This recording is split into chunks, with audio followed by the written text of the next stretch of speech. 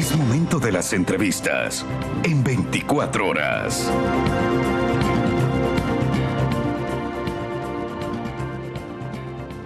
7:29 de la mañana. A esta hora quiero darle la bienvenida a este espacio a la abogada Karen Sichel. Ella es ex subsecretaria de Asuntos Regulatorios de la Presidencia en el gobierno de Guillermo Lasso. Además fue vocera por el sí, la consulta popular que se ejecutó durante ese gobierno. Bienvenida, gracias por estar con nosotros. Buenos días. Muchas gracias, Liz, por la invitación. No, a usted para el análisis esta mañana, pues estamos ya a 20 días de ir los ecuatorianos a las urnas para esta consulta popular y referendo, y quiero analizar las preguntas que en su mayoría están relacionadas con el tema de seguridad. Analicemos la pregunta A del referendo, lo que va a implicar este cambio en la Constitución, ¿no? Y que sobre todo modifica el artículo 158. Esa pregunta dice lo siguiente, me gustaría que nos la pongan en pantalla. ¿Está usted de acuerdo con que se permita el apoyo complementario de las Fuerzas Armadas en las funciones de la Policía Nacional para combatir el crimen organizado, reformando parcialmente la Constitución de conformidad con lo previsto en el anexo 1? Abogada, esto era lo que ustedes proponían en la consulta popular del expresidente Guillermo Lasso y que la Asamblea tramitó. ¿Cuál es la diferencia, el cambio ahora? Sí, muchísimas gracias, Liz. Tenemos que tener claro a los ecuatorianos, como usted ha dicho, vamos a votar sobre 11 preguntas, de las cuales una es reforma parcial a la Constitución, 4 son enmiendas a la Constitución y 6 tienen el carácter plebiscitario, es decir, no reforman ni cambian ninguna ley ni la Constitución. Respecto de la primera, que tiene que ver con la reforma parcial, como usted lo ha dicho, esta fue propuesta por el gobierno del expresidente Guillermo Lasso. Esta propuesta fue cambiada y fue debatida por la Asamblea Nacional. La pregunta, los asambleístas no modificaron, pero sí modificaron el anexo. Entonces, en lo que tenemos que concentrarnos en esta pregunta en particular es en el anexo. Y en el anexo se hicieron varios cambios.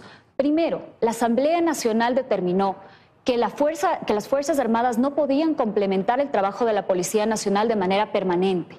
Entonces le han puesto un límite de tiempo, máximo 180 días con una posibilidad de prórroga de 30 días. ¿Qué significa esto?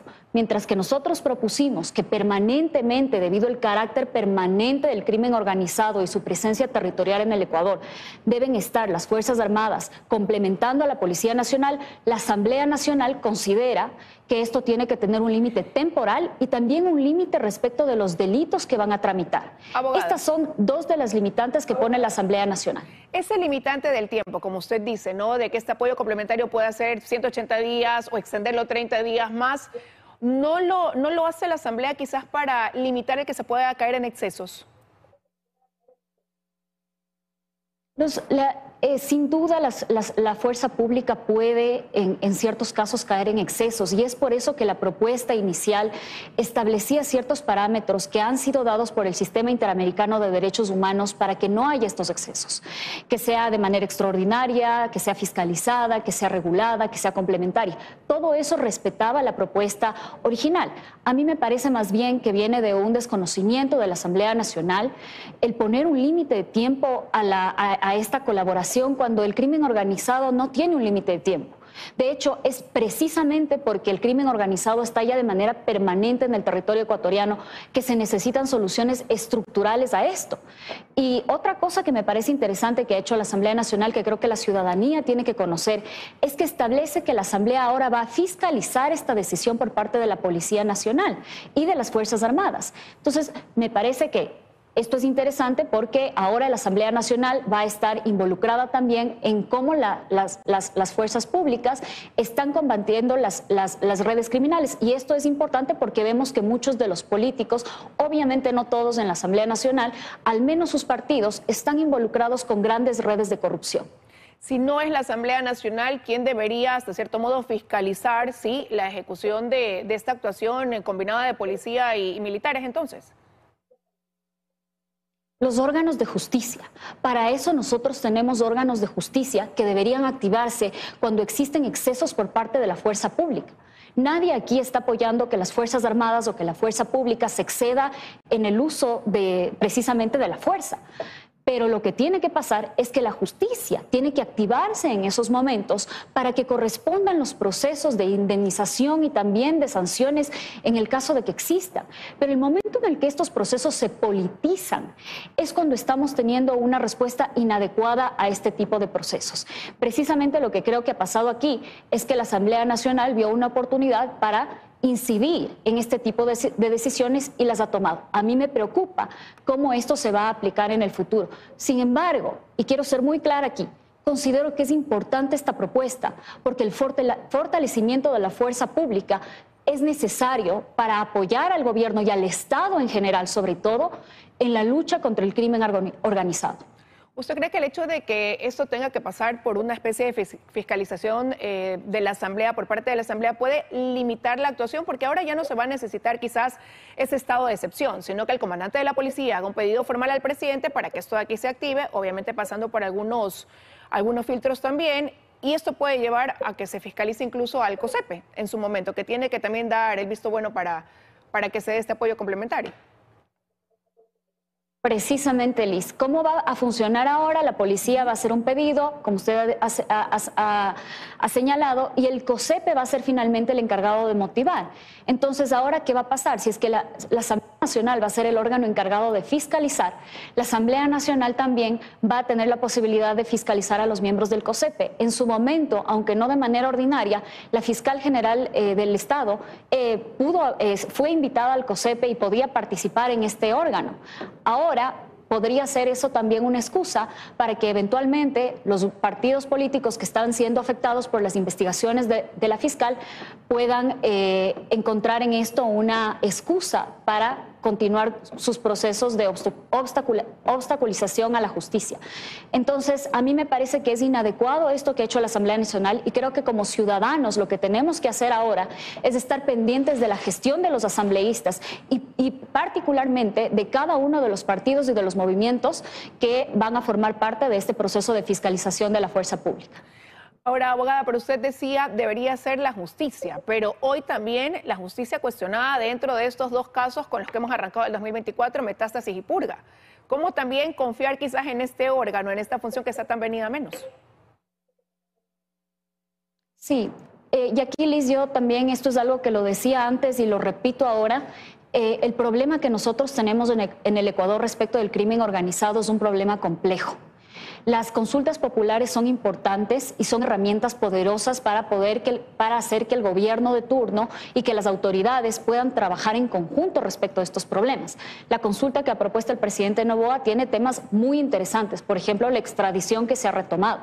Ahora bien, este no es un problema del gobierno, este es un problema del Estado, este es un problema del Ecuador y es un problema transnacional, es un problema internacional, es decir, es un problema que involucra a varios estados, en donde el Estado ecuatoriano se está yendo en contra de mafias súper poderosas que tienen un montón de dinero. Entonces, lo que nosotros necesitamos es aquí establecer mecanismos de cooperación claros, tanto para que la justicia funcione de manera adecuada, como también para que la fuerza pública opere de manera adecuada.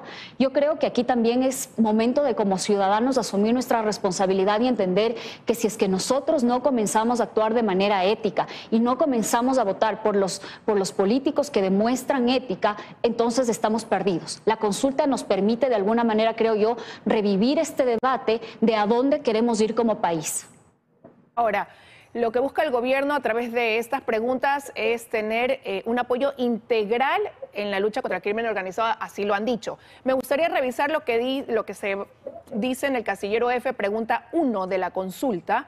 El texto es el siguiente: ¿está de acuerdo con que las Fuerzas Armadas realicen control de armas, municiones, explosivos y accesorios permanentemente en las rutas, caminos, vías y corredores autorizados para el ingreso a los centros de rehabilitación social? Quería analizar esta pregunta de la consulta porque ahí dice permanentemente. ¿Eso no se contrapone con lo que dice el anexo entonces para reformar el artículo 158 que establece este límite del tiempo del que usted hablaba, los 180 días? ¿Eso no coarta quizás la acción, lo que se busca a través de esta pregunta? Lamentablemente, Nuevamente creo que esto es un tema de la falta de prolijidad por parte que tenemos por parte de la Asamblea Nacional. Lo que va a pasar en la práctica es que vamos a tener unas Fuerzas Armadas que pueden, por unos periodos de tiempo determinados, colaborar con la lucha contra el crimen organizado a la Policía Nacional. Esto por la pregunta 1. Y lo que también va a pasar a la par es que ahora, por la pregunta, la primera del plebiscito, las Fuerzas Armadas podrán controlar las armas en los centros de privación de libertad, cosa que ya lo hacen debido al artículo 26 de la Ley del Uso Progresivo Legítimo de la Fuerza.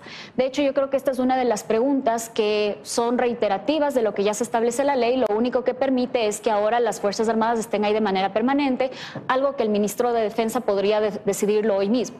En todo caso, reitero que creo que el apoyo a la fuerza pública es importante y de alguna manera esto sí podría fortalecer el rol de las Fuerzas Armadas en el crimen organizado. Pero no veo que necesariamente vaya a haber una contradicción clara si es que las normas, digamos en este caso la Ley Orgánica del Uso Legítimo de la Fuerza, se regula conforme al cambio que se va a hacer con la reforma parcial. Oye, para que estas preguntas surtan el efecto deseado, debería ganar el sí, apoyar el país quizás a la pregunta 2 y 3 también de la consulta, que la una tiene que ver con el incremento de las penas para ciertos delitos y la otra con que quienes sean sentenciados cumplan la totalidad de su pena en el centro penitenciario. Sí, Liz, aquí quiero hacer una explicación a la ciudadanía. Las preguntas de plebiscito no van a reformar ninguna ley. Lo que se nos está preguntando es si es que queremos que el presidente, en un término de 5 días, mande un proyecto de ley para que la Asamblea Nacional las debata y las apruebe. A mí me preocupa esto. Creo que las preguntas son interesantes, las que ha propuesto el gobierno, y espero que el proyecto que mande el presidente sean acorde a esas preguntas. Eso, de hecho, no creo que debería haber duda. Pero lo que sí me queda muchas dudas es respecto del accionar de la Asamblea Nacional. Como hemos visto, la Asamblea Nacional no siempre está del lado de la ciudadanía. La Corte Constitucional, en su dictamen 124 CP, establece que la Asamblea Nacional, debido al principio de configuración legislativa, podrá debatir y tendrá que cambiar esos proyectos que manda el presidente. Entonces, al final del día, Liz, nosotros no sabemos ¿qué mismo va a aprobar la Asamblea Nacional una vez que votemos sí por el plebiscito? Ahora, yo creo que eso significa que los ecuatorianos tenemos que, por un lado, aprobar la lucha contra el crimen organizado, por supuesto, en este caso particular, apoyando a la consulta, pero además eso significa que nosotros tenemos que estar vigilantes de la Asamblea Nacional para ver cómo esa Asamblea Nacional tipifica esos delitos, para ver cómo esos asambleístas y qué partidos se van a comenzar a oponer, por ejemplo, en contra de la ley de extinción del dominio. Yo creo que ahí es cuando la ciudadanía tenemos que cumplir nuestro rol de estar vigilantes y saber cuáles son los intereses de esos partidos para que esto se legisle de la manera que corresponde. ¿Usted cree que esto pudiera llevar quizás a una dinámica distinta de lo que ha venido siendo en la Asamblea Nacional? Y me refiero a que el presidente, los proyectos económicos urgentes que ha enviado, todos han sido aprobados. Por ahí se ha lastimado ese acuerdo de gobernabilidad con el que arrancó la Asamblea, pero ha logrado hasta ahora tener la aprobación y el respaldo de esos proyectos. A mí me ha llamado mucho la atención que el Partido Social Cristiano, involucrado ahora y manchado parte de sus miembros por el caso de la purga, y también la Revolución Ciudadana, que está manchada por el caso Metástasis, no se han inscrito para hacer campaña en contra de la consulta del presidente Noboa, tampoco a favor. Entonces, me parece que esto es una primera señal respecto de estamos neutrales hasta ver qué pasa.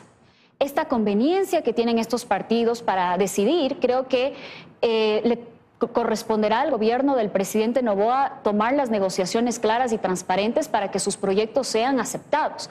Ahora, yo también creo que es importante y espero que el gobierno, confío que el gobierno del presidente Noboa lo haga de manera ética y transparente, porque sí que es un problema que las reformas a la seguridad vengan apoyadas o vengan negociadas con partidos que están muy manchados en temas de corrupción y temas de crimen organizado. Y es por eso que considero que nos corresponde a la ciudadanía estar pendientes, porque recordemos que son 6 preguntas de plebiscito, la mayoría de las cuales nosotros no tenemos certeza que se va a aprobar, porque el presidente no nos ha propuesto reformas reformar una ley, no tenemos un anexo claro que discutir respecto a esas 6 preguntas. Lo único que sabemos es que se va a mandar un proyecto y que se va a debatir por la Asamblea Nacional. A mí, repito, me preocupa muchísimo que esta Asamblea Nacional, que tiene obviamente sus excepciones de pocos asambleístas valiosos, pero en su mayoría, esta Asamblea Nacional sea la que en la actualidad vaya a tener que normar temas tan sensibles como a dónde van a ir los bienes incautados, como cuáles van a ser las penas de los delitos del crimen organizado. Entonces, creo que como ciudadanos tenemos que estar vigilantes de esta asamblea. Quiero agradecerle, abogada Sichel, que nos haya acompañado esta mañana con el análisis de estas preguntas que guardan relación con el tema de seguridad, un tema tan sensible para el país. Gracias nuevamente por habernos acompañado. Gracias, Liz. Que tenga un buen día. Vamos a ir a una pausa, a regresar. Estará precisamente con nosotros la asambleísta Valentina Centeno. Con ella continuaremos con este análisis de la consulta popular y cómo se espera pues actúe el legislativo frente a ella. Ya regresamos.